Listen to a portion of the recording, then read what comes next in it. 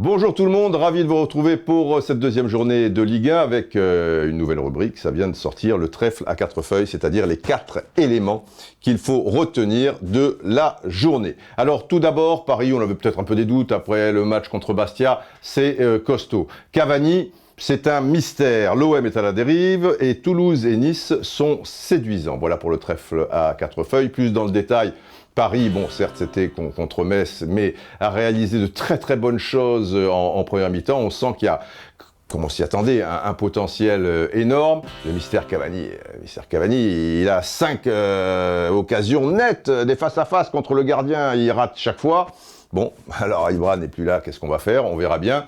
L'OM, individuellement, collectivement, mentalement, il n'y a rien, c'est le désert de Gobi, défaite à Guingamp 2-1, mais au-delà de la défaite, c'est tout ce que je vous explique qui est très inquiétant pour ce club. Et puis Toulouse, qui a explosé Bordeaux 4-1 et Nice qui l'a emporté à Angers 1-0. Dans le jeu, c'est très très intéressant. Pourtant, on pouvait avoir quelques inquiétudes avec le départ, par exemple, de Ben Yedder au TFC et bien sûr de Ben Arfa à Nice, à confirmer, certes, mais un très bon football et des résultats à la clé. On enchaîne maintenant à la salle des machines, car il y a un but, c'est intéressant, à disséquer.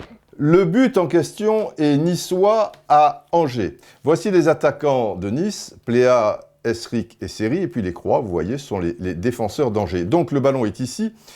Seri, vous voyez, il y a beaucoup d'espace jusqu'au but, mais un no man's land. Seri, que peut-il faire face à ces deux attaquants? Eh bien, c'est Esric qui va donner la solution en se décalant un petit peu ici. Il faut dire que le marquage est relativement souple de la part du défenseur angevin, donc forcément, ça simplifie les choses.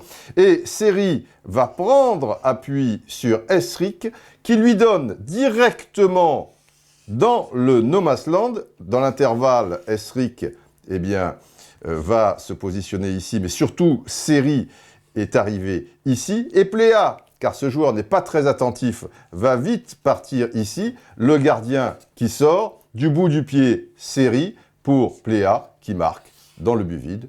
Lors de cette journée, il y a eu moins de buts que pour la première. Oh, ça se joue à peu de choses, hein. La première journée, 26, et là, 25. Ce qu'il faut retenir, c'est qu'il y a eu quand même plus du tiers des buts qui a été marqué de la tête. 9 au total sur 25, c'est quand même énorme. Il y a eu plus d'un tiers des buts sur coup de pied arrêté. C'est beaucoup aussi. Donc coup de pied arrêté, j'entends corner, penalty ou coup franc. Et puis pour terminer, c'est vrai qu'on n'est pas des grands spécialistes, contrairement aux Anglais ou aux Allemands. On n'a pas des frappes comme ça de 25-30 mètres. Mais il y a un léger mieux par rapport à la première journée où il n'y avait eu que 3 buts en dehors de la surface de réparation. Cette fois-ci, il y en a eu 5, donc un but sur 5. Voilà, vous savez tout. Maintenant, circulez, il n'y a plus rien à voir. Allez, circulez, vite.